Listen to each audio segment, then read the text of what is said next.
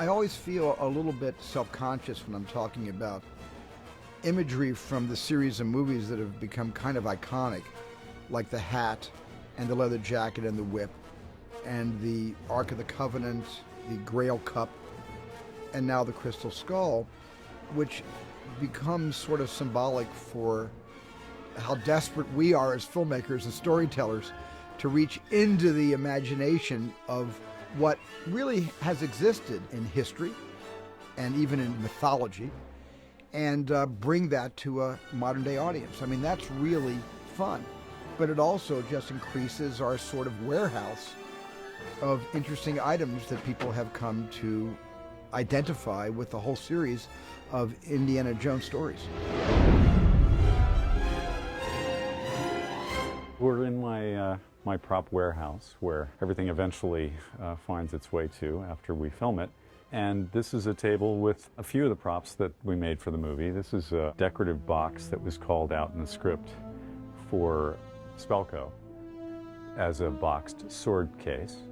And so we built this box from scratch. And then we had one of our favorite upholsterers do the interior.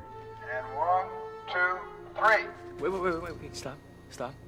All the swords were made at Weta workshop in New Zealand. And these are the steel swords. This is the rapier. This is Kate's epee, which is a smaller attack sword. And we made a third sword just to balance it out. We made a long dagger for it. This gets carried around with her wherever she goes. She's in the jungle with it. It travels in one of the jeeps.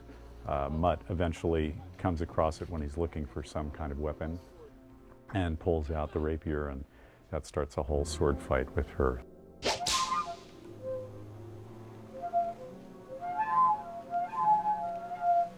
This is a musical instrument that we made for John Hurt. A friend of his had been given one by a dignitary of India, and they're made in a small village in the south, and we went to great lengths to try and find one for him. We ended up making one for him, but it's a really cool, sort of makes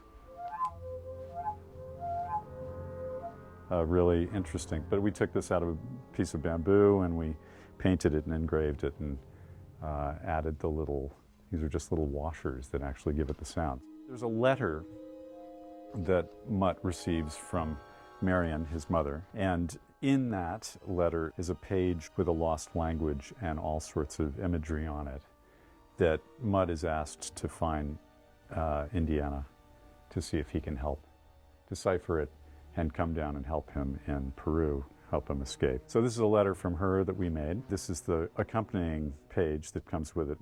Here's the envelope that we made. We recreated all these stamps from the period from Peru. Set. Indiana eventually goes to his library and pulls out a series of books. We found a beautiful book and we recreated pages, and then I had a bookbinder insert them into the book. And so he opens it up, he starts to identify images in the letter and starts to decipher it, and eventually makes notations in a small book of his. He also pulls out another book off the bookshelf, which again we found Stephen chose all of these books. He just loved the exterior of these books. There's a clue about the Nazca lines. He's talking about the Nazca lines. So he goes to this book, and we've inserted these pages. Again, we had a graphic artist lay out the pages. We found some photographs. We touched those up in Photoshop, added them, distressed the pages, printed them on the same paper, and inserted them in the book. And then we did these illustrations of Akator and added those to the book with all of the text. So what we'll do is we'll push in, we'll be on a crane, I'll be able to see the lines really well, and then we do the dialogue. Here's some basic armor and weaponry accoutrement that were used in the movie. Spears, axes, blowpipes, some shovels, some tree trunks that Indy uses to smash over one of the Russians' heads. With all of the props and weaponry that are action-oriented, we always make a real one and a rubber one. And the rubber ones are used for dangerous situations with the actors, and we make, everything from shovels to spears to blowpipes out of reel and rubber.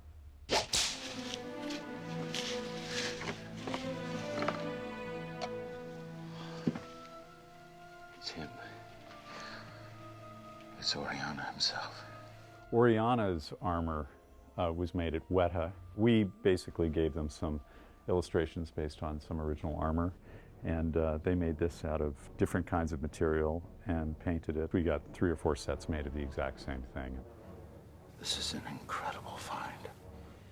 We got from Lucas Archives, from the past movies, we got a couple of his original haversacks, which he wore, and we got a couple of whips and whip keepers. We ended up making new whips. We had them made in Australia, and we basically distressed them down so they looked a little bit older than the original ones. We made 8-foot, 10-foot, and 16-foot whips. We made 5 or 6 haversacks matching the size, color, the width of the leather, the buckle, everything, and then we distressed those down as well. And in the end, we ended up using, as his hero haversack, one that we really liked that was just kind of shredded and perfectly distressed from the archives. And that's the one that whenever we saw him close up with it, we always put that one on him because we loved that one. Got a knife?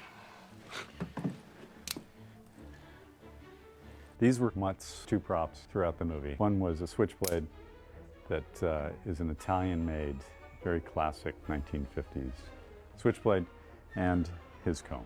George Lucas pulled a comb out of his back pocket and said, "Let me show you what a comb looks like from the 50s. He said he's carrying the same comb that he's had for 10 years, 15 years, and it's in great shape. So he gave Mutt a few pointers on comb etiquette for the movie. That was George.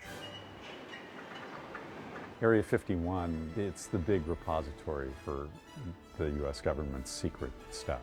And so it's miles of boxes of things that they've done research on and experimented with and come across. As Spelko's men try and unearth the coffin, they throw a lot of crates out onto the ground. They smash open, and Stephen wanted to see some interesting, iconic, almost supernatural things in there, kind of like the Ark. So one of the things that we did was we recreated Moses' staff, and it doesn't turn into a snake or anything, and it doesn't part the water. We went to the original movie with Charlton Heston. We did a freeze frame on it, and we sculpted his original staff, and it's over here.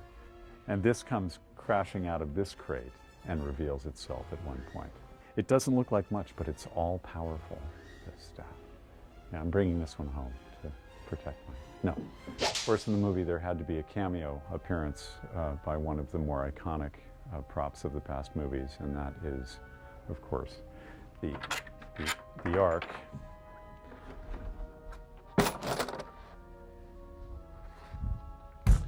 And this we brought down from Lucas Archives, and let me show you how it goes together.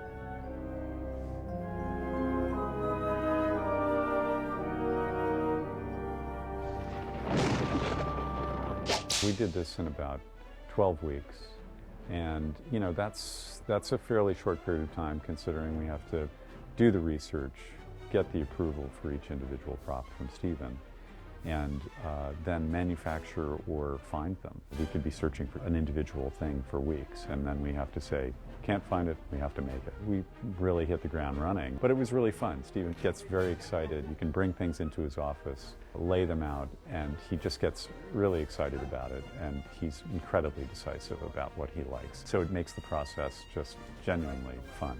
It's great. Indiana Jones is an amazing project to be involved in. My entire department has just been thrilled to be a part of it.